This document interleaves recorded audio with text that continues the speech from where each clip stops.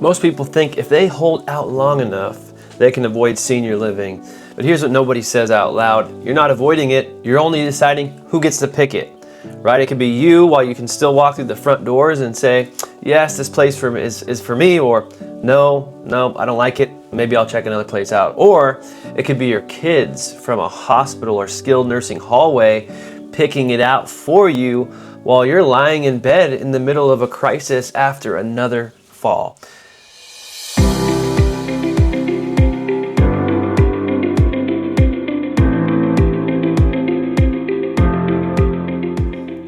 This is not meant to be a scare video, and I'm not selling you anything, but I've spent my whole life around senior living, and today I'm going to show you what waiting actually costs, and it's probably going to be more than you think.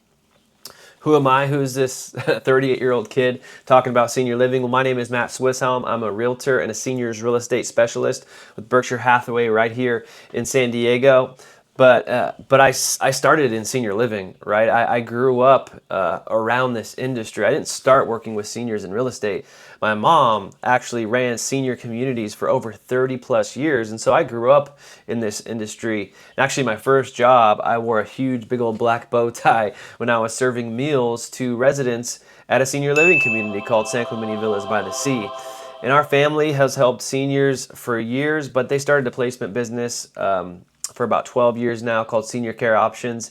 And for the last decade, I've been helping seniors downsize from long-time homes, sell their properties, clear the home, do the estate sales, pre-sale renovations, really discover all their pain points and the challenges of moving, because moving at any age is difficult, but when you're 80, 90 plus years old, it's really hard, and maybe your kids are out of state. And so I just was like, hey, how can I be of service? How can I help and provide solutions to these transitional challenges that seniors face when downsizing from long-time homes? So I'm not reading this stuff off a brochure or off the internet. I've been in the buildings, right? I've worked with the families. I've been around the industry my entire life. And here's what I believe. And some people in my industry, they'll probably not agree with it or like it.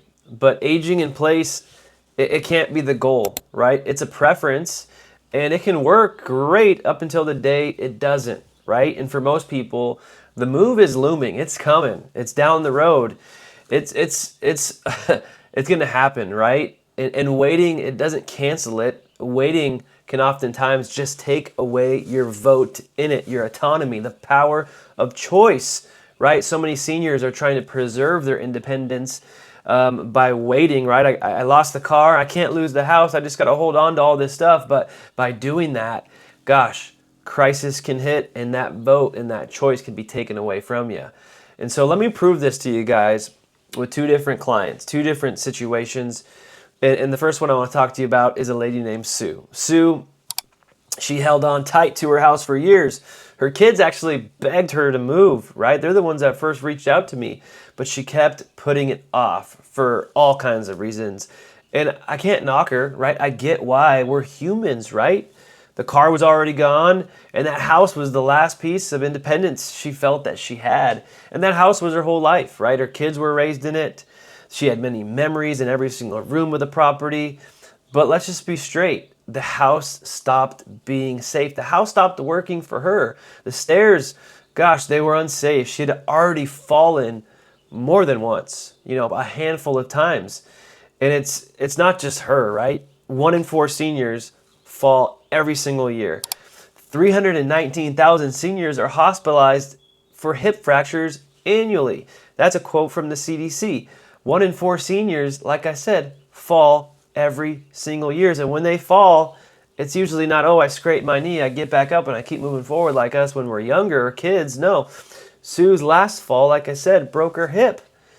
And of the seniors who break a hip, up to 1 in 4, unfortunately, is gone within a year. So Sue was actually lucky. She recovered. But by then, she was out of the decision, right? Her kids kind of put their foot down, and her kids were standing in the hospital being told, hey, mom cannot go back home. It's not safe for her.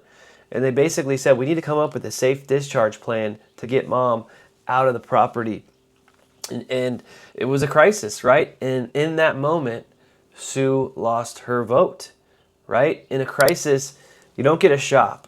You just have to take the bed that's open, right? She held on to that house to protect her independence, and holding on is exactly what cost her probably, some could argue maybe one of the biggest decisions of her life, right? She did not lose the house, she lost the vote.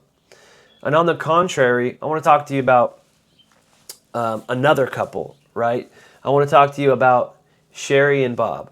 Okay, Sherry and Bob, they were proactive, right? They were in their late 70s, early 80s. They were living in a 3,400 square foot home near the coast. Man, they had it all. RV parking, beautiful pool, great property. But they noticed that they were starting to slow down, right? They weren't in a crisis, but some would argue they were just one step slower than they had used to be. And they had shopped, and they went to one of my seminars. I do different talks at senior livings, educating folks on downsizing and how to do it right. And they started shopping, and they looked at all their options, and they chose a beautiful independent living community that also had assisted living and memory care on the same campus, so that they could move just once, and if care was needed later, well, it's already there. That's aging in place as well. And because they're not in a crisis, they had time. They toured, they compared, they chose.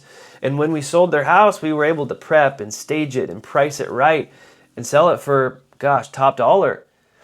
And today they eat at the restaurants, at the community, they do the activities, they get to play cards and puzzles with friends. And they told me, they said, Matt, we honestly wish we would have done this sooner. It's awesome. Our quality of life has changed dramatically, and we're really enjoying it. They're at the same destination as Sue, but the difference was not money. It wasn't health really either. It was 18 months and one decision. It was time. It was being proactive, right?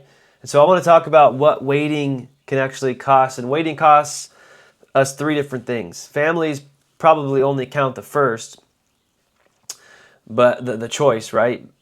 Bob and Sherry, they got to tour, but Sue got placed, right? She didn't get to do all that. She just had to leave skilled nursing and go right into a new place that her kids had to pick for her, right? That's the whole difference.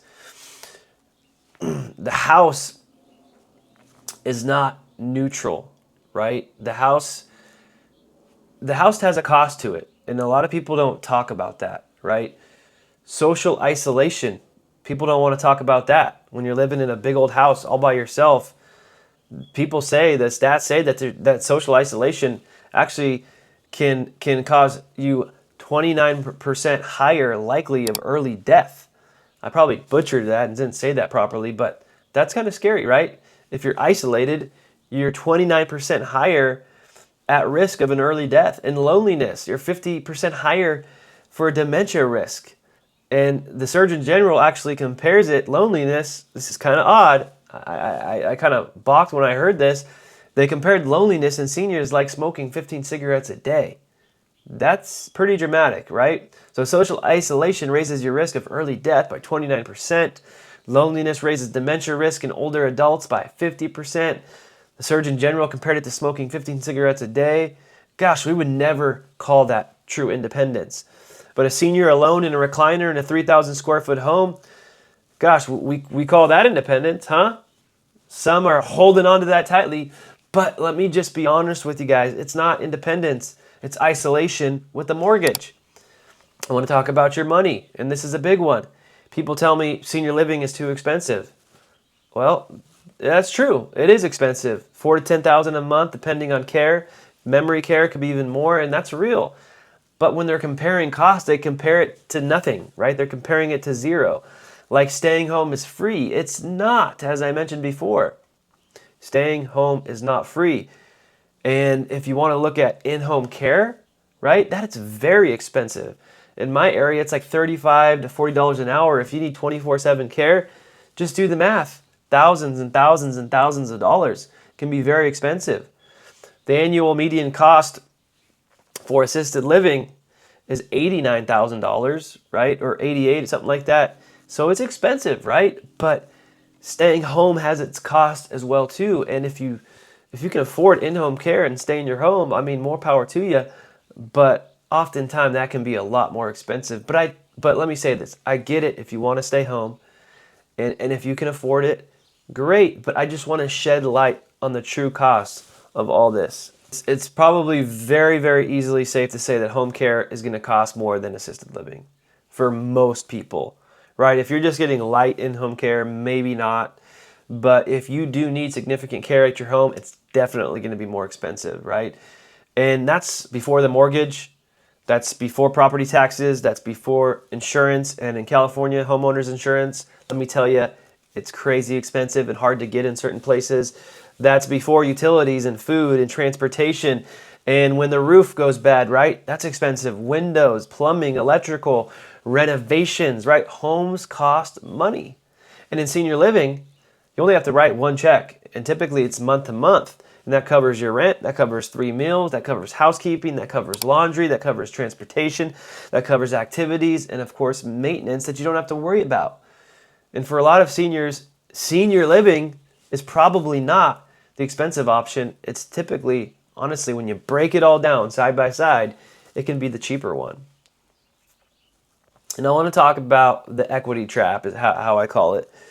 You know, here's the part that nobody kind of sees coming. Most of my senior clients are house rich and cash poor, and that's a lot of seniors around our country, right? They got a fixed income, maybe a little pension or Social Security, but most of their retirement, their savings, is locked up in their equity. You know, everything they own is locked up in the walls, right? When Sue fell, the family had to sell fast. They had no time to prep it, fix it, or price it right because all of her money was tied up in her equity. And all of a sudden, the doc's saying she can't go home. We've got to get her placed. And they opted in to get a cash buyer. And sometimes that can be the best option for the scenario. And usually it's a crisis type scenario where they had to take about 75% of market value on the property so that they could close in 10 to 14 days, guaranteed. Yeah, that's awesome. No repairs, completely as is sell. And that could be a good fit for some people. And for some people, it is. But it's not ideal. If you can take the time and prep the home and get it ready and sell it on the MLS and get multiple offers and bid the price up and get top dollar, obviously that's going to be your best option. But for Sue, because she waited so long, that just wasn't an option for her, right? So you really have to count the cost on all these things. You know, and I hear a lot of times folks tell me, Matt, I'm not ready. And I know probably some of you are thinking, I'm fine, I still drive, I'm just not ready, I'm good. And that's exactly the moment that I want to talk about. Nobody moves when they're ready. I've never gotten the call where somebody's like, hey Matt, I'm just ready to leave my home for 40 years.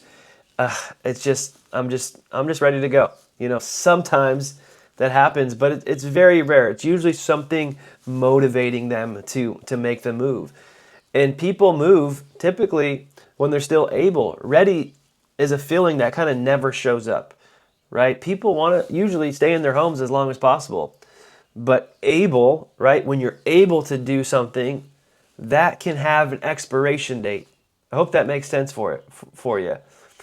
And you don't get to know when that time is, right? You don't know. Anything can happen to any of us. And so the people who wait for a sign usually get the sign inside the back of an ambulance. And I hate to be kind of morbid or dramatic, but that's true. So many times I get the call from kids, adult children, we were hoping mom or dad would have done this sooner, but now she's at the skilled nursing and here we go.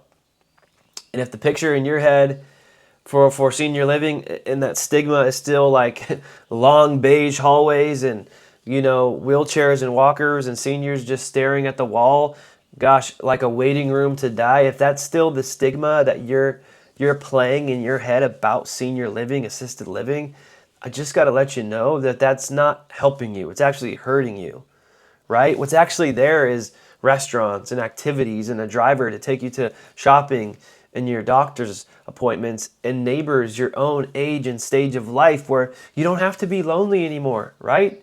Get out, hang out. Gosh, 7 or 8 out of 10 people tell me after they move, I wish I would have done this sooner. I'm not lonely anymore. I feel like I'm living again.